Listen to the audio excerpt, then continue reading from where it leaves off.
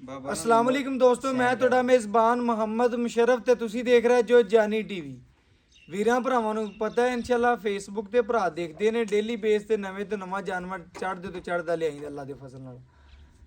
ਜਾਨੀ ਟੀਵੀ ਤੇ ਵੇਖਦੇ ਨੇ YouTube ਚੈਨਲ ਦੇ ਭਰਾਵਾਂ ਨੂੰ ਪਤਾ ਹੈ। ਸਲਾਮ ਪੇਸ਼ ਕਰਨੇ ਭਰਾਵਾਂ ਨੂੰ ਜਿਹੜੇ ਪੇਮੈਂਟ ਕਰਾਉਂਦੇ ਨੇ ਆਨਲਾਈਨ। ਇਹ ਬੜੇ ਪਿਆਰੇ ਸਬਸਕ੍ਰਾਈਬਰ ਨੇ ਜੀ, ਪਿੰਡੀ ਤੋਂ ਆਏ ਨੇ। ਅੱਲਾ ਦਾ ਬੜਾ ਕਰਮ ਹੈ, ਫਜ਼ਲ ਹੈ। ਇਹਨਾਂ ਨੇ 20000 ਰੁਪਏ ਟੋਕਨ ਕੀਤਾ ਸੀ।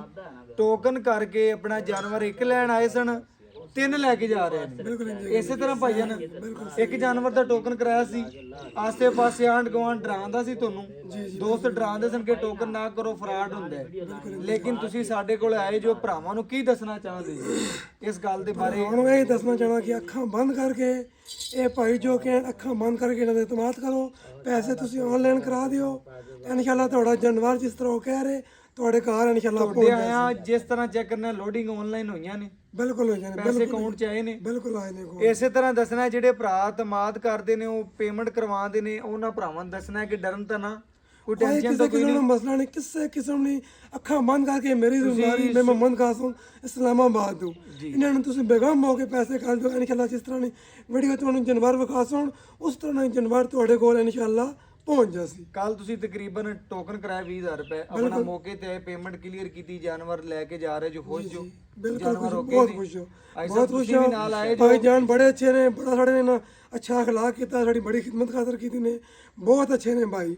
ਤੁਸੀਂ ਬੇਗਮ ਹੋ ਕੇ ਜੀ ਜੋ ਕਰਨਾ ਚਾਹੁੰਦੇ ਨਾਲ ਬੇਗਮ ਹੋ ਕੇ ਟੋਕਨ ਪੇਮੈਂਟ ਕਰਾਓ, ਪੈਸੇ ਇਹਨਾਂ ਨੂੰ ਭੇਜੋ, ਤੁਹਾਡੇ ਜਾਨਵਰ ਇਨਸ਼ਾਅੱਲਾ ਸਹੀ ਭੇਜਣਗੇ, ਘਰ ਪਹੁੰਚਣਗੇ। ਬਿਲਕੁਲ ਜੀ, ਭਰਾਵਾਂ ਨੇ ਚੈੱਕ ਕਰਨਾ ਹੈ, ਭਰਾ ਹੋ ਆਏ ਨੇ, ਅੱਲਾ ਦਾ ਬੜਾ ਫਜ਼ਲ ਹੈ, ਕਰਮ ਹੈ। ਅਸੀਂ ਇਸਲਾਮਾਬਾਦ ਤੋਂ ਆਏ ਹਾਂ, ਉਹਨਾਂ ਨੇ ਇਹ ਭਾਈ ਇਸਲਾਮਾਬਾਦ ਤੋਂ ਆਏ ਨੇ, ਮੈਂ ਮਰੀ ਤੋਂ ਆਇਆ। ਅਸੀਂ ਇੱਕ ਜਾਨਵਰ ਲੈਣ ਵਾਸਤੇ ਆਏ ਹਾਂ, 3 ਜਾਨਵਰ ਲੈ ਕੇ ਇਨਸ਼ਾਅੱਲਾ ਜਾ ਰਹੇ ਹਾਂ। ਕਿਸੇ ਕਿਸਮ ਨਾਲ ਕੋਈ ਡਾਊਟ ਨਹੀਂ ਹੈ, ਕੋਈ ਡਾਊਟ ਨਹੀਂ। ਭਰਾਵਾਂ ਨੇ ਸੁਣ ਲੈਣਾ ਸਾਰੀਆਂ ਗੱਲਾਂ ਅੱਲਾ ਦੇ ਫਜ਼ਲ ਨਾਲ। ਇਹ ਬੱਚੀ ਲਈ ਭਾਈ ਨੇ ਇੱਕ ਹੋਰ ਲਈਏ, ਇੱਕ ਬੱਚਾ ਲਿਆ ਕੁਰਬਾਨੀ ਵਾਸਤੇ, ਉਹ ਵੀ ਭਰਾਵਾਂ ਨੂੰ ਵਿਖਾਵਾਂਗੇ। ਇਹ ਵਹਿੜ ਲਈਏ, ਭਰਾਵਾਂ ਨੇ ਪੂਰਾ ਤਸੱਲੀ ਨਾਲ ਵੇਖ ਲੈਣਾ। ਜਾਨਵਰ ਨੂੰ ਵੀਡੀਓ ਤੇ ਨਹੀਂ ਲਗਾਇਆ ਸੀ, ਸਿਰਫ ਬਣਾਈ ਸੀ ਅਜੇ, ਤੇ ਭਾਈ ਨੇ ਕਿਹਾ ਇੱਕ ਜਾਨਵਰ ਦੀ ਵੀਡੀਓ ਲਗਾਈ ਸੀ, ਇਹਦੀ ਅਜੇ ਵੀਡੀਓ ਲਗਾਣੀ ਸੀ। ਲਗਾ ਕੇ ਭਾਈ ਨੂੰ ਵਿਖਾਈ, ਇਹਨਾਂ ਨੇ ਕਿਹਾ ਓਕੇ ਹੋ ਗਿਆ, ਜਾਨਵਰ ਸਾਡਾ ਹੋ ਗਿਆ। ਇਹ ਵੀਰਾਂ ਭਰਾਵਾਂ ਨੇ ਵਹਿੜ ਵੇਖ ਲੈਣੀ ਹੈ, ਤਸੱਲੀ ਕਰਨੀ ਹੈ। ਪਹਿਲਾ ਵਾਰਾ ਸੀ, ਮੂੰਹ ਚੋਂ 4 ਦੰਦ ਸੀ। ਬੜੇ ਭਰਾਵਾਂ ਨੇ ਪਿਆਰ ਦਿੱਤਾ, ਲੱਗਦਿਆਂ ਵੀਡੀਓ ਇਨਸ਼ਾਅੱਲਾ ਭਰਾਵਾਂ ਨੇ ਵੇਖੀ ਤੇ ਇਨਸ਼ਾਅੱਲਾ ਓਕੇ ਕਰ ਲਈ। ਬਕਾਇਆ ਅੱਲਾ ਦੇ ਫਜ਼ਲ ਨਾਲ ਜਾਨੀ ਟੀਵੀ ਇੱਕ ਇਤਮਾਦ ਦਾ ਨਾਮ, ਅੱਲਾ ਦੇ ਫਜ਼ਲ ਨਾਲ ਵੀਰਾਂ ਭਰਾਵਾਂ ਦੀ ਘਰ ਦੀ ਦਹਲੀਜ਼ ਤਿਕਰ ਸੋਨਾ ਪਹੁੰਚਾਉਂਦਾ ਹੈ।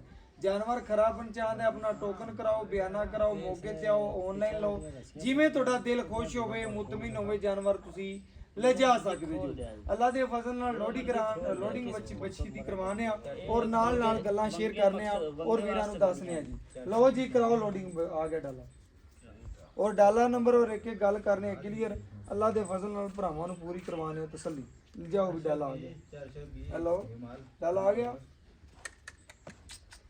ਚਲੋ ਆਓ ਵੀ ਤੋਰੋ ਵੀ ਡਾਲਾ ਆ ਗਿਆ। ਬਾਕੀ ਇੱਕ ਇੱਕ ਚੀਜ਼ ਕਰਨੇ ਆ ਕਲੀਅਰ, ਅੱਲਾ ਦੇ ਫਜ਼ਲ ਨਾਲ ਭਰਾਵਾਂ ਨੇ ਪੂਰੀ ਤਸੱਲੀ ਕਰ ਲੈਣੀ ਜੀ ਮਾਸ਼ਾਅੱਲਾ।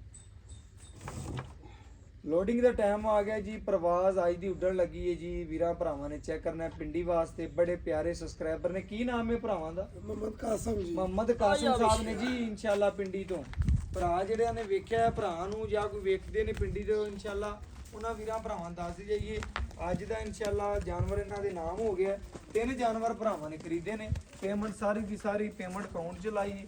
ਅੱਲਾਹ ਪਾਕ ਇਹਨਾਂ ਦੇ ਨਸੀਬ ਕਰੇ, ਲੈਣੀਆਂ ਕਰੇ, ਜਿਸ ਮਕਸਦ ਵਾਸਤੇ ਲਈਏ ਅੱਲਾਹ ਪਾਕ ਭਰਾਵਾਂ ਦੇ ਮਕਸਦ ਜਿਹੜੇ ਨੇ ਉਹ ਪੂਰੇ ਕਰੇ। ਵੱਛੀ ਦੇ ਟੋਰੇ, ਵੱਛੀ ਦਾ ਟੁਰਨਾ ਵੀਰਾਂ ਭਰਾਵਾਂ ਦੇ ਸਾਹਮਣੇ ਨਾਲ ਇੱਕ ਗੱਲ ਕਲੀਅਰ ਕਰਨੇ, ਔਰ ਡਾਲਾ ਨੰਬਰ ਕਲੀਅਰ ਕਰਨੇ ਵੀਰਾਂ ਭਰਾਵਾਂ ਨੂੰ। ਬੱਚੇ ਸੇਫ ਬੰਨੇ ਹੋ ਜਾਏਗਾ, ਬੱਚੇ ਨੂੰ ਮੇਰਾ ਸੇਫ ਬੰਨੇ ਮੇਰਾ ਭਰਾ ਥੋੜਾ ਸਾਰਾ ਸਰਮਾਇਆ ਹੈ ਜੀ।